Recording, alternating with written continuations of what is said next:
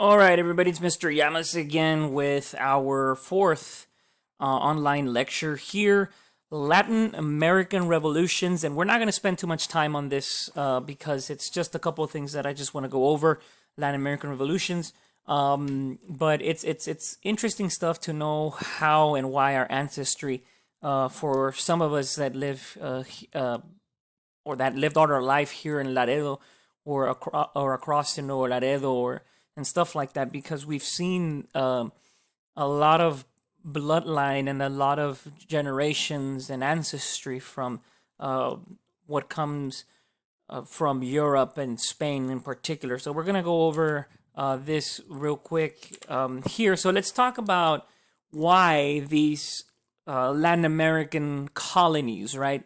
For example, New Spain and the Greater Colombia and all these areas on this side of the world, on our side, present day Mexico, Guatemala, Peru, all those areas, started to call for independence, in other words. So this is following the French Revolution and stuff like that. So abuses of the colonial system here. Spanish and Portuguese colonial system causes increasing unrest in Latin America based on something called, the caste system. So a lot of our explorers started coming from this part of the world there in what we call Iberia, or the Iberian Peninsula, which is now Spain and Portugal. And so these explorers started to travel to this part of the world. And what happened was that they created, similarly to the Indian caste system, it's a caste system, but for us on this part of the world.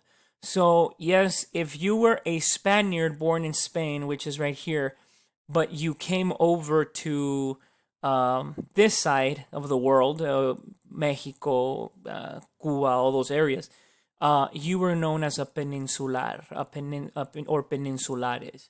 If you were born in New Spain of Spanish parents, so meaning two of these peninsulares right here came over to this side of the world, they procreated and they had you, right?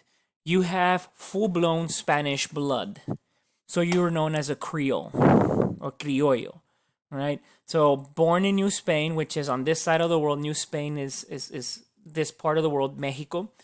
And you were born to two Spanish parents, so two peninsulares, but you were known as a Criollo.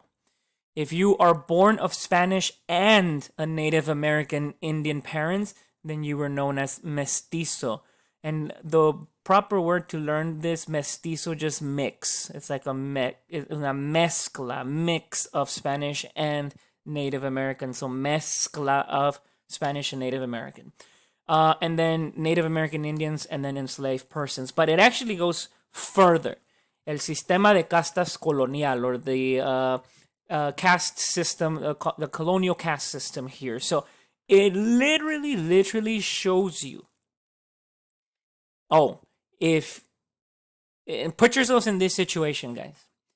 If your father is Spanish and your mother is India or native, then you are a mestizo. Okay? And then you grow up, right?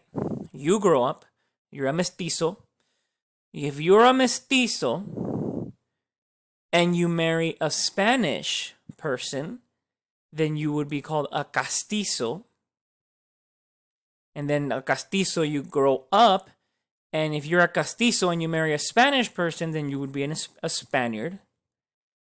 If you were an Spanish person, but you married an African person, or a mora or moro, then you would be called a mulatto, and so on and so forth. And I'm not going to go over the entire list, but this is interesting because this is how they classified people all over this part of Latin America, as we call it.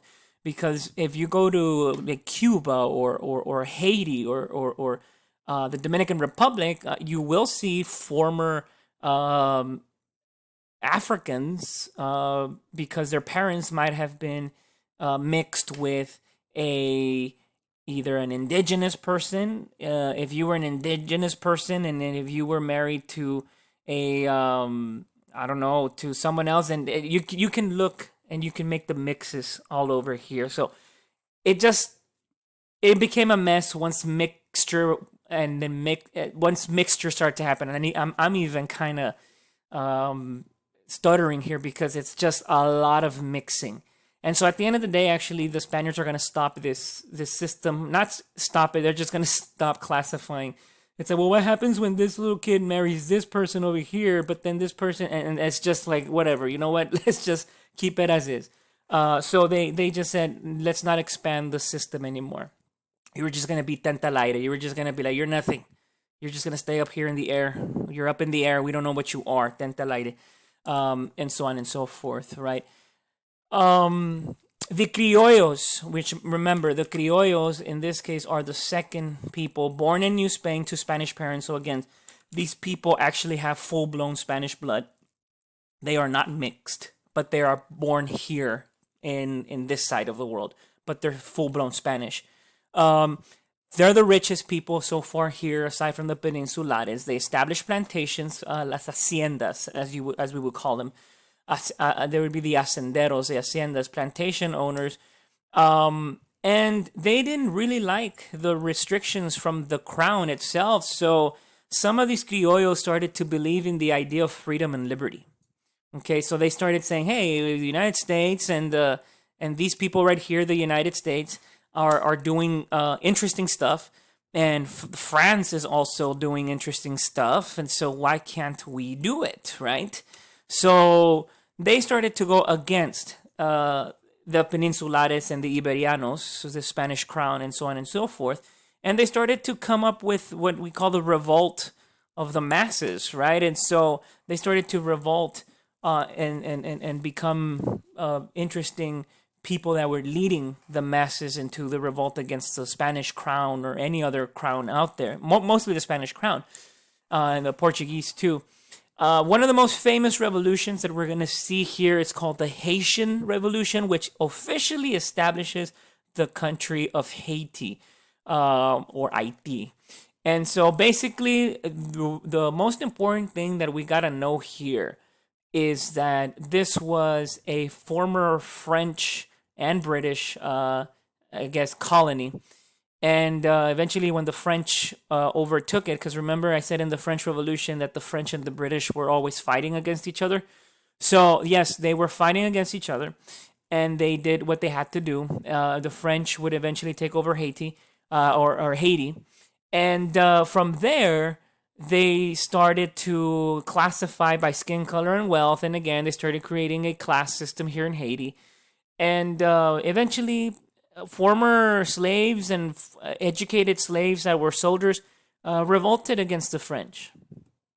And there was some success, and then there wasn't, and then eventually there was a huge success that led to the independence of Haiti, the first country to be founded by former slaves. So this is going to be an interesting conflict there, the Haitian or the Haiti Revolution, revolt by slaves or former slaves, and they officially established their own country. So this was the first successful country to be founded by former slaves. And if you go to Haiti today,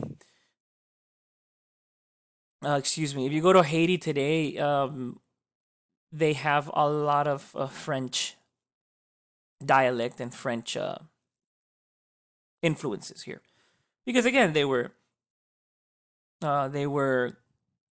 colonized by the French. Okay, and then you have our closest neighbor, the Mexican War of Independence, the Mexican independence, and this one is there's a social class division from the mother country. Napoleon officially would take Spain in Europe, and then classes took the opportunity to fight for independence. So this is how New Spain used to look like here. And if you noticed, for all of us, where are we, sir? We're right here where the arrow's pointing. We're right there. We're right in the middle of the conflict, to be honest. And this is New Spain. And so what happens is that the rich people here and some peasants also, like Father Miguel Hidalgo, declared the independence of Mexico against Spain. It was a successful rebellion and so on and so forth. And they had this rebellion. They declared their independence. And officially on August 24th, they recognized Mexican independence. So this is a colony by Spain. Okay. But then again, they declared their independence thanks to the influence of the Americans on this side and the influence of the French on the other side as well. So they declared their independence here. The story of that is practically here, what they did. There's probably more to it, and there is more to it, obviously. But like I said, I'm not going to take that much time in explaining it. I'm just saying here. And then the last thing here is one of the most famous individuals in Latin American history, Simon Bolivar. Simon Bolivar, who would lead the independence against the crown here in South America. So, thanks to him, we're going to have Colombia, Panama, Venezuela, or New Grenada, Venezuela, Ecuador, and stuff like that.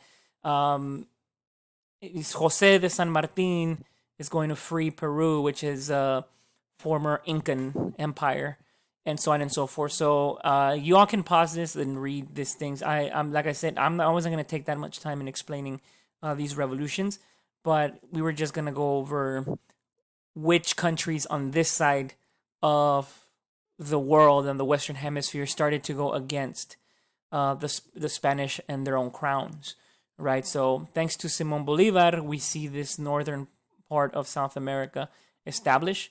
So the Republic of Colombia, Venezuela,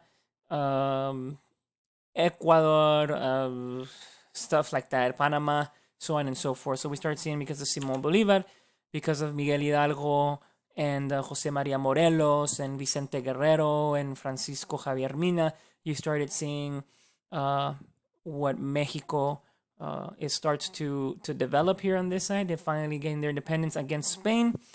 And then, like I said, in Haiti, you're going to start seeing the first successful revolt and the first country to be founded by former slaves here in Haiti. And it was all also in part due to the abuses of the colonial system. Again, the colonial system here, Spain wanted everything from Mexico and from all those areas that we discussed. They wanted everything. And these people wanted their own independence. So and that's basically the abuses and the system why they started going into revolution. Like I said, I wasn't gonna go into much detail because it's just a quick thing here. So if there are any questions, any more information that you'd like to know, just go ahead and contact your world history teacher. I'm certain email them or put a comment on Google Classroom. You do have assignments for this one as well, super short, nothing too big, and that's the Latin American revolutions. Next week, I believe we are doing industrialization. Don't quote me on this one, I don't want to be wrong, I'm just trying to remember right now, but I think we're going to go into imperialism or industrialization, one of those. Actually, I think it's industrialization. So yeah, so I guess we'll see you next week.